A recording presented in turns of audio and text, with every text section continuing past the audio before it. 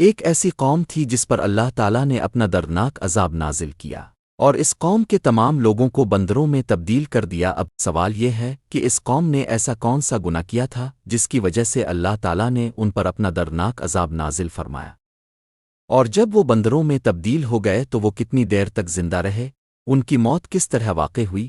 اور جب وہ بندر بن گئے تو انہوں نے اپنے رشتہ داروں سے کہا کیا آج کے زمانے میں پائے جانے والے بندر انہی کی نسل سے ہیں؟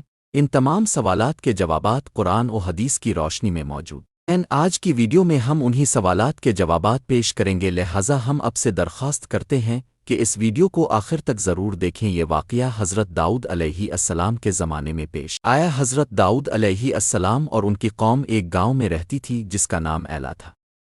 یہ گاؤں سمندر کے کنارے واقع تھا اور اس کی آبادی تقریباً 70,000 تھی۔ یہ قوم نہایت خوشحال اور اللہ کی فرمانبردار تھی۔ اللہ تعالیٰ نے ان پر بے شمار نعمتیں نازل فرمائیں۔ ہر طرف سرسبز و شاداب باغات اور ہریالی تھی۔ چونکہ وہ سمندر کے کنارے آباد تھے اس لیے ان کی روزی کا بڑا ذریعہ مچھلیاں تھیں۔ وہ مچھلیاں پکڑ کر تجارت کرتے اور خوشحال زندگی گزارتے تھے، مگر جب وہ خوشحالی میں غافل ہو گئے تو آہستہ آہستہ اللہ کی نافرمانی میں مبتلا ہونے لگے۔ اسی وقت اللہ تعالیٰ نے ان کی آزمائش کا فیصلہ فرمایا۔ اللہ تعالیٰ نے حضرت داؤد علیہ السلام پر وحی نازل فرمائی کہ وہ اپنی قوم کو بتا دیں کہ ہفتے کے دن یعنی سنیچر کے دن مچھلیاں پکڑنا حرام ہے۔ یہ حکم سن کر قوم پریشان ہو گئی، کیونکہ ہفتے کے دن مچھلیاں بکثرت آتی تھیں اور کنارے تک پہنچ جاتی تھیں، جبکہ دوسرے دنوں میں بہت کم ہوتی۔ یہ آزمائش دراصل ان کے ایمان کا امتحان تھی، مگر وہ اسے سمجھ نہ سکے۔ ایک دن شیطان نے ان کے دلوں میں وسوسہ ڈالا کہ وہ سمندر سے نالیاں کھود کر خشکی پر بڑے بڑے تالاب بنا لیں۔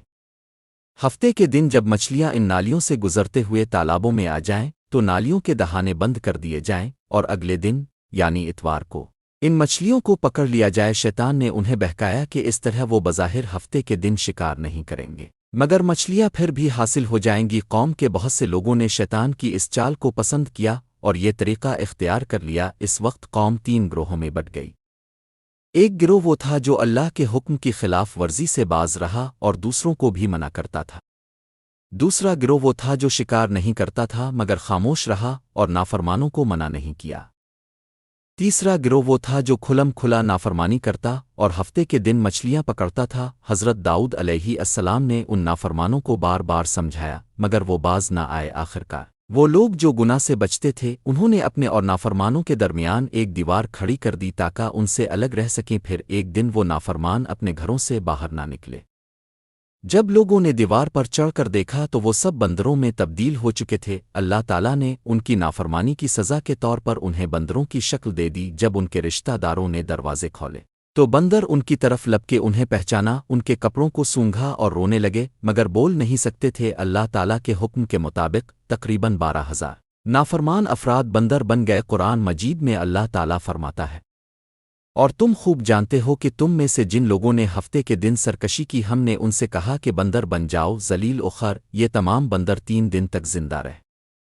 اس دوران نہ کچھ کھا سکے نہ پی سکے، بھوک اور پیاس سے تڑپ تڑپ کر 3 دن کے اندر سب کے سب مر گئے۔ جو لوگ ان کو برائی سے روکتے تھے اللہ نے انہیں اس عذاب سے محفوظ رکھا، اور جو لوگ خاموش رہے وہ بھی بچا لیے گئے، مگر ان پر اللہ کا غصہ نازل ہوا۔ حضرت عبداللہ بن مسعود رضی اللہ عنہ سے روایت ہے کہ جب ان سے پوچھا گیا کہ کیا آج کے بندر انہی لوگوں کی اولاد ہیں جن پر عذاب نازل ہوا تھا، تو انہوں نے فرمایا اللہ تعالیٰ جس قوم کو مسخ کرتا ہے وہ نسل آگے نہیں بڑھاتی۔ وہ لوگ صرف چند دن زندہ رہتے ہیں اور پھر ختم کر دیے جاتے ہیں، لہٰذا آج کے بندر ان نافرمانوں کی نسل نہیں ہے۔ وہ قوم 3 دن کے اندر فنا کر دی گئی تھی۔ یہ واقعہ ہمیں یہ سبق دیتا ہے کہ اللہ کے حکم کی نافرمانی خواہ کتنی ہی معمولی کیوں نہ لگے، اس کے انجام میں ہلاکت اور رسوائی ہے، اور جو لوگ حق دیکھ کر خاموش رہتے ہیں وہ بھی خطرے میں ہوتے ہیں۔ اللہ تعالیٰ ہمیں اپنے احکام کی اطاعت کی توفیق دے اور نافرمانی سے محفوظ رکھے، آمین۔